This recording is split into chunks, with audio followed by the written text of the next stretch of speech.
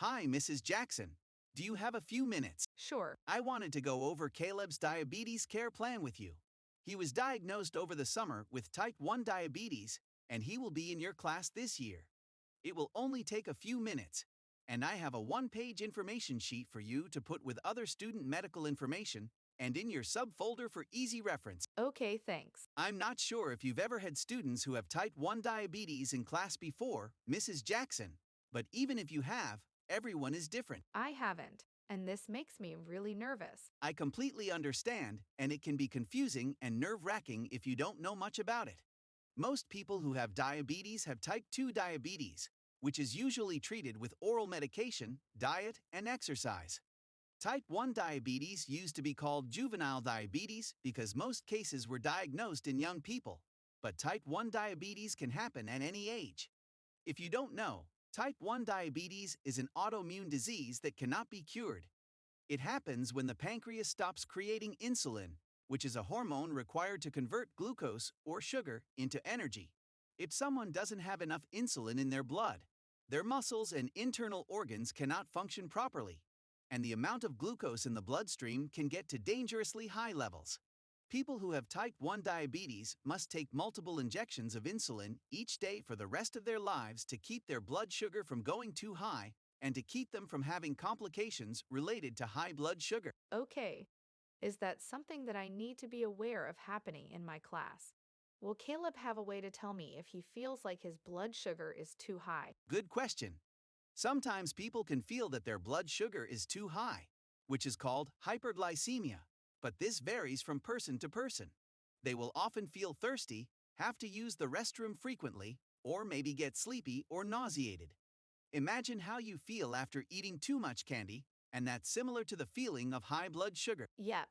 I remember sharing a huge bag of gummy bears with my daughter this summer, and we both felt really sick after eating all that. Right, so now you understand a little more. Also, Caleb should have unrestricted access to the restroom and water during class as needed. Even though hyperglycemia is not a good situation, it's not as big of an emergency as having low blood sugar. Well, what happens if his blood sugar gets too low? Low blood sugar is called hypoglycemia, and low blood sugar symptoms are more varied for each person. Some people will feel tired, anxious or nervous, hungry, shaky and lightheaded, or even sweaty when they start to go low. Caleb will have a small backpack or bag that he carries everywhere. In that bag, he will have some snacks that will help raise his blood sugar, like candy, fruit snacks, or glucose tablets. He may also have a testing kit in his bag, depending on what his family prefers. Since Caleb was diagnosed only about a month ago, he is still learning how his body reacts to low blood sugar situations. So if you notice that he is acting differently, quietly ask him if his blood sugar is low, and always assume that it's low if you don't know. His family is also providing a small box of candy and juice boxes for you to keep in your classroom for situations like that. Keep in mind that low blood sugar can be an emergency very quickly. So if you have any questions about what to do, call the clinic immediately. Okay, I'll make sure to write that down too in my subnotes.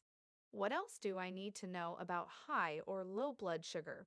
Can Caleb tell if it's too high or too low? Caleb has also a continuous glucose monitor, or CGM, to help him monitor his blood sugar. It's a small device that goes under his skin and is applied at home or in the clinic. It's not a foolproof way to keep track of his blood sugar levels, but it's a great tool. His family monitors his blood sugar remotely, and Caleb carries a cell phone in his pocket or bag. The phone is technically a medical device, and Caleb knows to not use his cell phone during class except if he is contacting his family. He is allowed to text or call his family with the phone. Make sure that you also note that in your substitute teacher information so other people know what to expect. Okay, will do. The phone may beep when his blood sugar gets too high, so just be aware of that. The phone will also give a different sound if his blood sugar gets too low. Okay, what if I don't know if his blood sugar is too high or too low, or if the phone isn't working properly to show what his blood sugar is? How will I know that if I can't hear the phone alerts? When in doubt, please call the clinic and ask for guidance. Sometimes he can treat low blood sugar in your classroom by eating something, and other times he will need to come to the clinic. Please have Caleb report to the clinic along with another student. Never send him alone. Even though it's a short walk, students who have type 1 diabetes should never walk alone to the clinic if there is any doubt about whether their blood sugar is low. Additionally, before physical activities or PE class, Caleb should check his blood sugar to make sure that he will not go too low. Thanks for clarifying all of this. I had no idea that it was both this complicated and simple at the same time. Will Caleb ever need to test his blood sugar in the classroom? What do I do if there's an emergency or drill and we have to leave the building quickly? Also, some great questions. Caleb's family prefers that he only test his blood sugar in the clinic, but he will also have a blood glucose meter or checker in his backpack. If there's an emergency, make sure that Caleb has some low snacks with him, which should be in his small bag that he carries everywhere. You should also grab the snack box and take it with you if you need to evacuate the building. Will he ever need to inject insulin in my classroom? No, he will always go to the clinic for this. In the future, if his family decides that he should use an insulin pump, the pump does most of the work so that injections can be avoided. Insulin pumps are monitored and programmed by doctors and the person with diabetes. Sometimes my class has snacks for treats or rewards. Am I allowed to give those to Caleb? How do I do that? Yes, Caleb should be allowed to eat anything he wants as long as he isn't allergic to it, just like any other student. If you do give your students a treat, make sure you have the nutrition label handy. Just call down to the clinic and give the nutrition information over the phone and send Caleb down to get insulin just before you give the class the treat. Insulin should almost always be given before eating something. What about field trips or other school activities? Caleb's family and I will work on a plan for any field trips off school grounds. For activities that are at school, always call the clinic if you have questions about anything. I'm looking through his daily schedule on this information sheet. It says that he needs to go to the clinic at certain times. Yes, he will need to get insulin before lunch every day.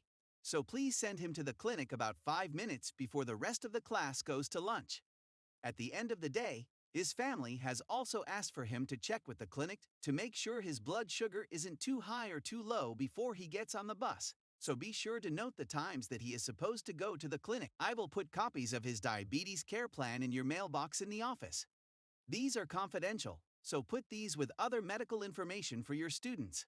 Let me know if you have any other questions. You can call or email me at any time.